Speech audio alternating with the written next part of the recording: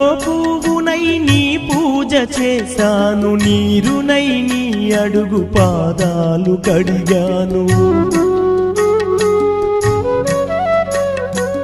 ఒక్క పొద్దులు ఉంటూ ముడుపు చెల్లించాను, దిక్కు నువ్వని మొక్కి ధీమాగా ఉన్నాను.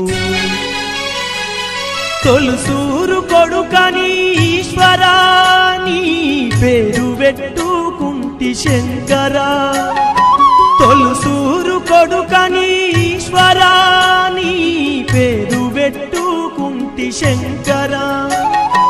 అందుకే వేశావయి శిక్షను నా కొడుకుపై నక్సలైటని మచ్చను.